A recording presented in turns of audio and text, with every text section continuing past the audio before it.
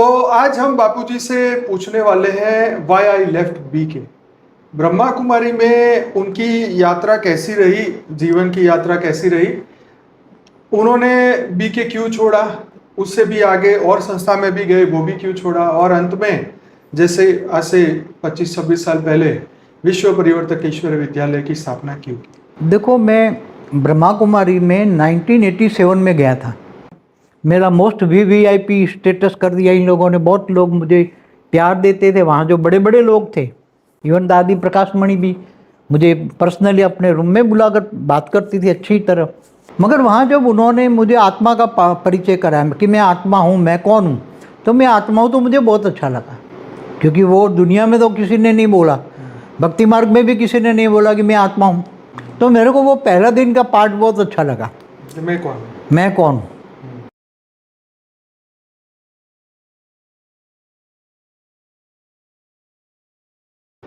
फिर दूसरा पार्ट जो बताया परमात्मा, परमात्मा शिव निराकार है, ब्रह्मांड को चलाता है।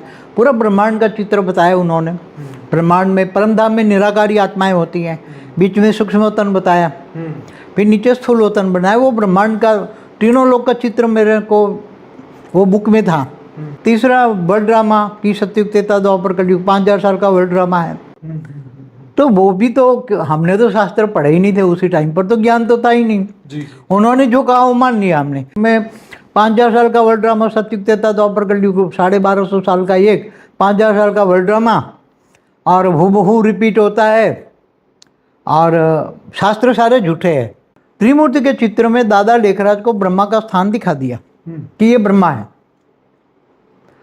और दिमाग में है कि तो विष्णु शंकर का है।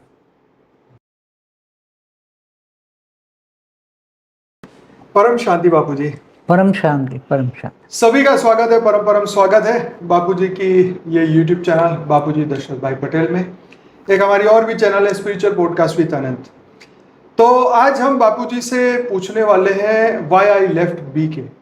ब्रह्मा कुमारी में उनकी यात्रा कैसी रही, जीवन की यात्रा कैसी रही, उन्होंने बीके क्यों छोड़ा, उससे भी आगे और संस्था में भी गए, वो भी क्यों छोड़ा, और अंत में जैसे आज से 25-26 साल पहले विश्व परिवर्तक ईश्वर विद्यालय की स्थापना क्यों की। तो आज हम बापूजी से पूरा गहराई में समझने वाले हैं कि बीके में जो उनका एक्सपीरियंस रहा और बीके छोड़ने का कारण क्या था। आज हम गहराई से जानेंगे, क्योंकि आज करोड़ों लोग बीके में जाते हैं और करोड़ों लोग छोड़ भी देते हैं। तो बापूजी की दृष्टि से समझते हैं कि क्या उनकी सोच रही। बहुत बहुत स्वागत है बापूजी। परम शांति। देखो, मैं ब्रह्मा कुमारी में 1987 में गया था, और वहाँ 7 दिन का कोर्स कराया गया मुझे। तो सबसे पहला क्वेश्चन जो था कि मैं कौन हूँ, वो तो समझने की, क्योंकि शास्त्र मैंने उसी टाइम तो पढ़े नहीं थे। 87 में मैं 31 साल का था। तो कोई भक्ति मार्ग में मैं चलता था, मंदिरों में जाता था, पूजा पाठ करता था, संस्कृत के श्लोक बोलता था, हनुमान चालीसा करता था, विष्णु सहस्त्र डेली सुबह दिया जलाता था। भक्ति तो बहुत करता था, मंदिरों में जाके भी, घर में भी। मगर वहाँ जब उन्होंने मुझे आत्मा का परिचय कराया कि मैं आत्मा हूँ, मैं कौन हूँ, तो मैं आत्मा हूँ, तो मुझे बहुत अच्छा लगा। क्योंकि वो दुनिया में तो किसी ने नहीं बोला, भक्ति मार्ग में भी किसी ने नहीं बोला कि मैं आत्मा हूँ। गुरुओं की कमी होगी। नहीं, मगर कोई भी गुरु जो रामायण महाभारत पढ़ते थे वो तो उनका इतना नहीं रहता है। वो तो रामायण महाभारत अलग चीज़ है, मगर गुरु बहुत कम होते थे ना। तो आत्मा का परिचय दिया कि आत्मा एक शरीर, एक मोटर है, और आत्मा इस मोटर को चलाती है। तो मेरे को वो पहला दिन का पार्ट बहुत अच्छा लगा। मैं कौन, मैं कौन हूँ। फिर दूसरा पार्ट जो बताया परमात्मा, परमात्मा शिव निराकार है, ब्रह्मांड को चलाता है। पूरा ब्रह्मांड का चित्र बताया उन्होंने। ब्रह्मांड में परमधाम में निराकारी आत्माएं होती हैं, बीच में सूक्ष्मवतन बताया, फिर नीचे स्थूलवतन बनाया। वो ब्रह्मांड का तीनों लोक का चित्र मेरे को वो बुक में था। तो वो मैंने पढ़ा। परमात्मा शिव निराकार है, उसको याद करने से आत्मा पावर होती, आत्मा स्वरूप में। फिर तीसरा वर्ल्ड ड्रामा की सत्युग त्रेता द्वापर कलयुग 5000 साल का वर्ल्ड ड्रामा है।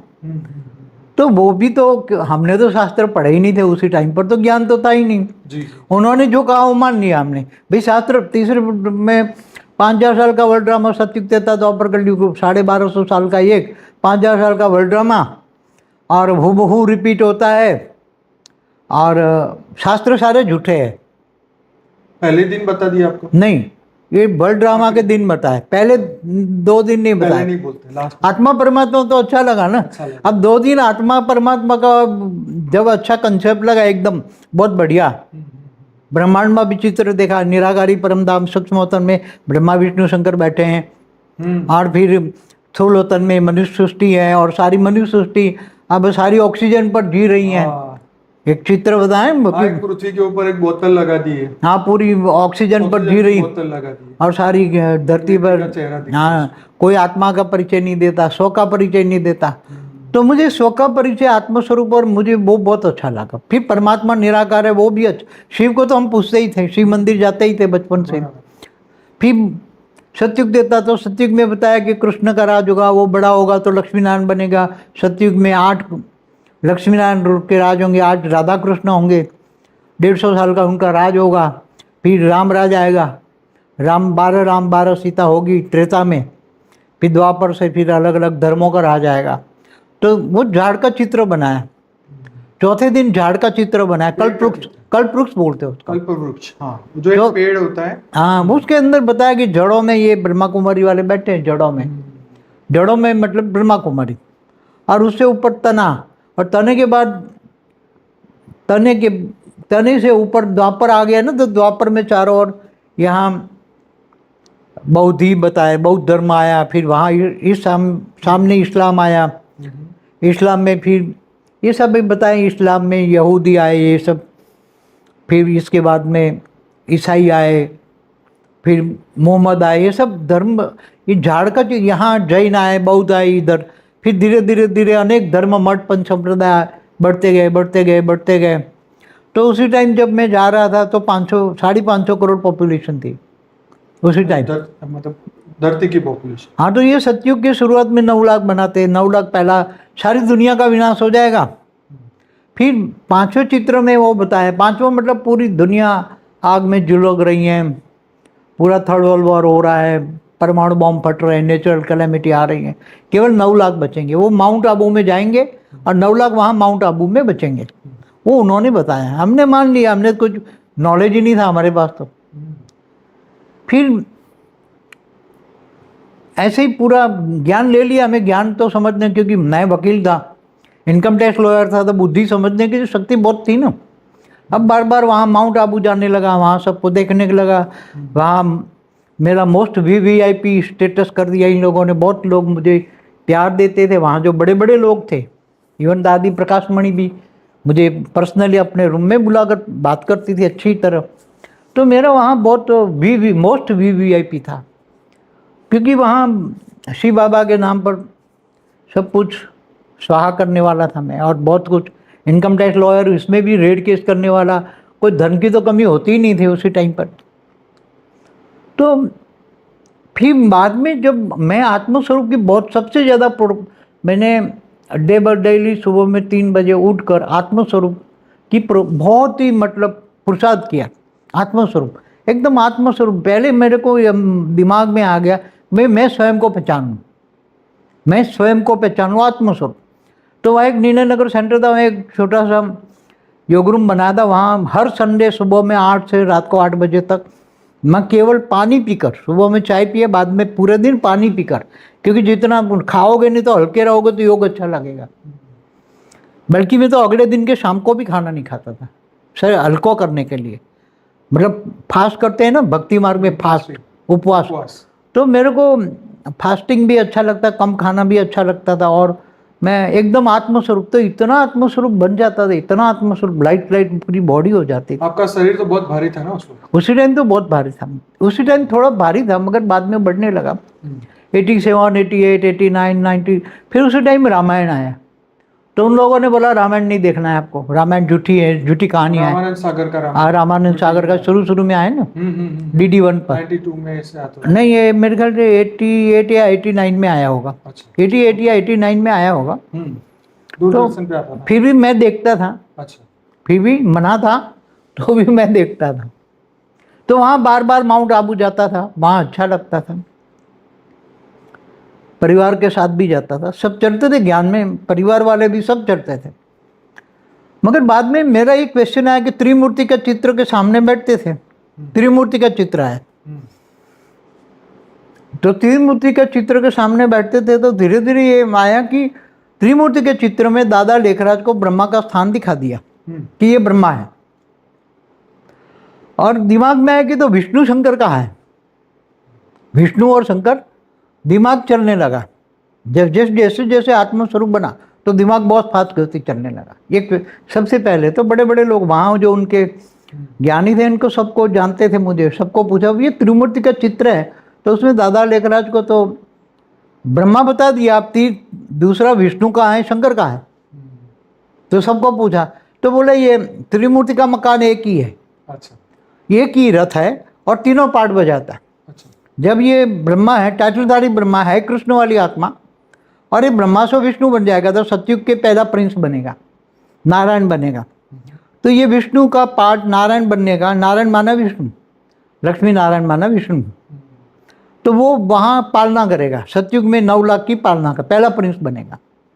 तो ओम राधे भी बताया, ओम लक्ष्मी बनेगी, दादा लेखराज 9 लाख, क्योंकि सारी दुनिया का विनाश हो जाएगा, 9 लाख बचेंगे, उनका एक प्रिंस बनेगा, सतयुग का पहला प्रिंस। धरती पर 9 लाख ही होंगे, पहला प्रिंस बनेगा। तो फिर बोलता है धरती पे सतयुग आएगा, धरती पर सतयुग है, धरती पर। तो बोला ये उसी टाइम पर दादा लेखराज कृष्ण बनेंगे।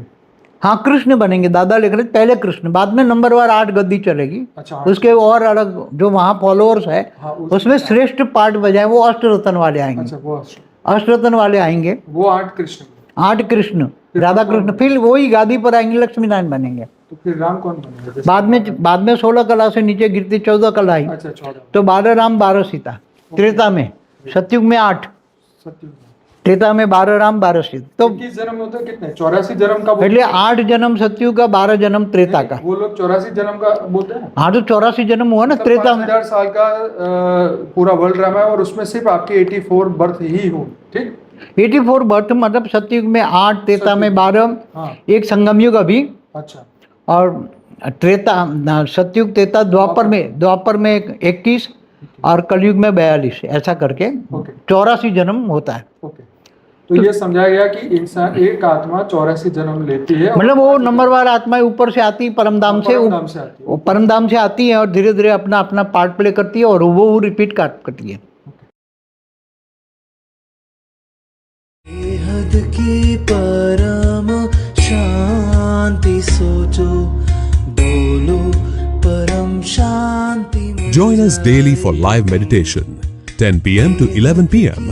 on YouTube Live. Subscribe now. Website www.paramshanti.org. Email us anant@paramshanti.org. Like, share, subscribe. Join today. बेहद की परम शांति सोचो।